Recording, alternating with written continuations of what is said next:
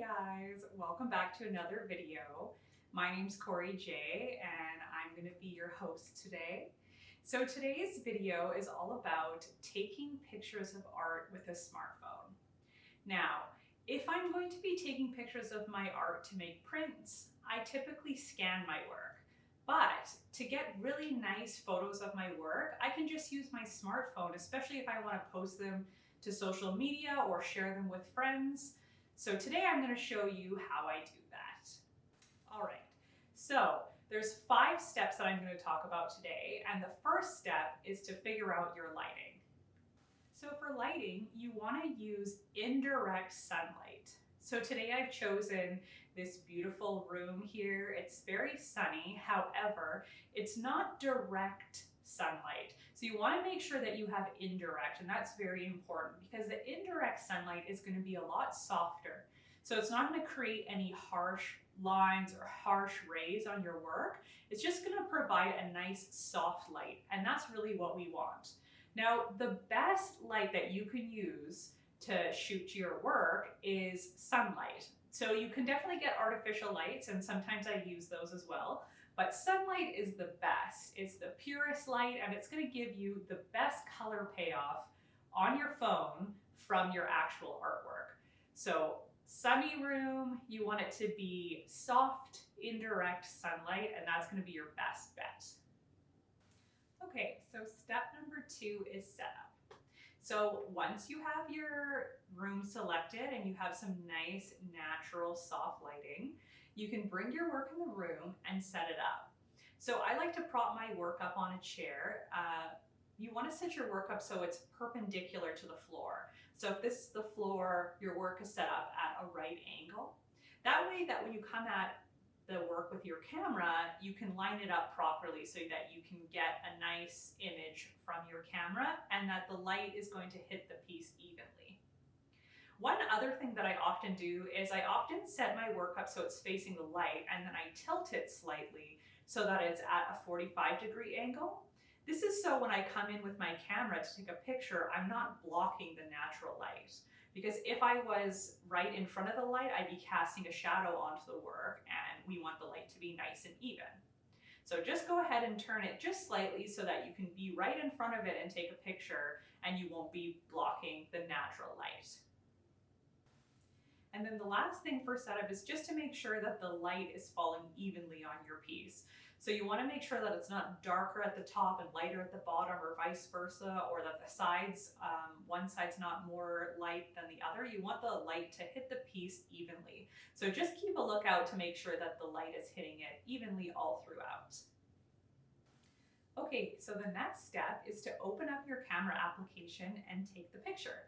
So when you open up your camera application on your phone, you want to first select the ratio. So you want to select the size of the camera opening for your piece. So for example, if you were shooting a square canvas, you might want to select the ratio of 1:1 because that would be a square camera.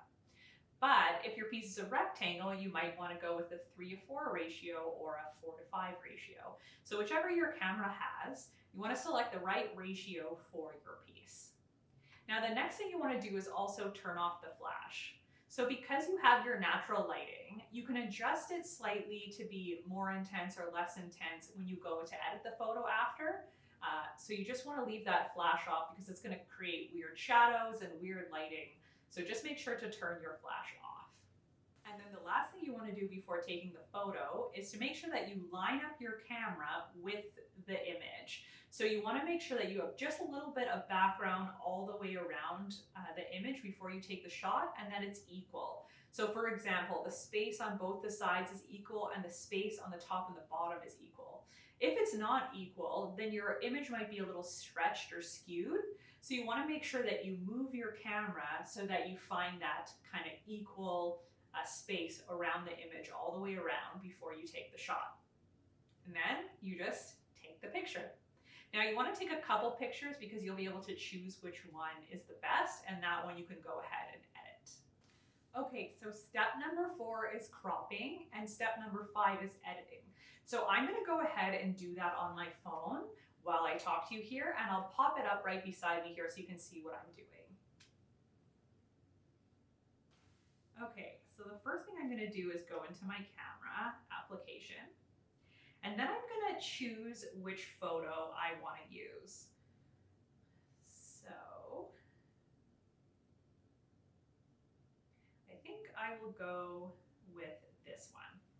So the first thing I want to do is I want to select this little pencil tool, which is going to open up my editor. And then I'm going to go and crop the image in. Now when I crop it in, I want to pull the crop marks just to the edge of the painting, but in just a little bit. And that will ensure that I don't get any weird border around the piece where I haven't selected the painting. So I want to select as much as the painting as possible with still being able to not have a border of the background around the piece. So I'm just going to grab there and grab in the top one more time. And the bottom here. Oop, keeps moving. This can be a little tricky, but we're going to get it. Okay. So that looks pretty good. So then I'm going to hit save. And that brings me to this piece here. Now what I'm going to do is I'm actually going to double tap the screen to zoom in, and what I want to do is just check the borders all the way around to make sure that I didn't get any of the background in when I cropped it. Oops. And this is looking pretty good. So I don't have any borders or white space around the background there, so that's what I want. Next I'm going to go in and edit the piece. So I'm going to click the little editing bar, and then I'm going to click on first one is filters, and then the second one is different types of ways to edit. So you can actually use your phone to edit right on your phone in whatever app that your phone comes with. They all come with a photo editing app.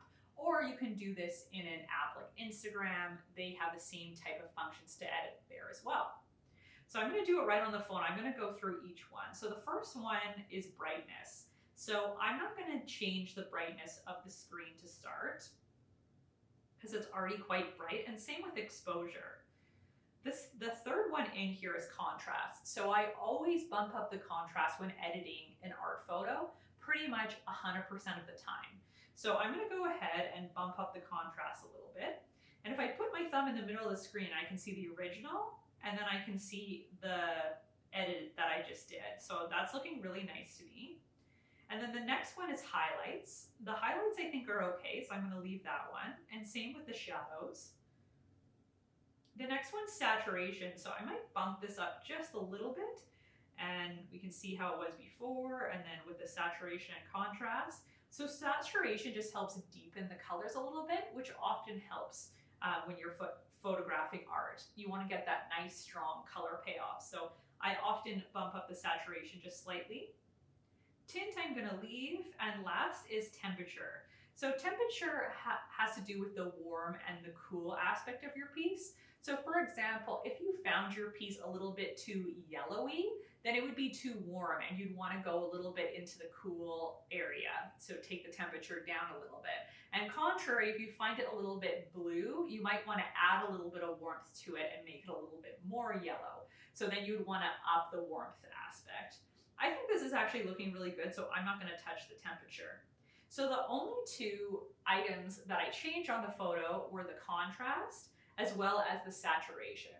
And that's because the beautiful natural lighting did so much of the work for me, which is awesome. So now I'm just going to go ahead and save it. And then I'm left with this really awesome picture of my work. Okay, so those are my 5 steps to taking photographs of your artwork with a smartphone. I hope that you learned a lot and you enjoyed this video. If you want to follow my artistic practice, you can follow me on Instagram at CoreyJ. And otherwise, we'll see you soon. Have a nice day, everyone. Bye.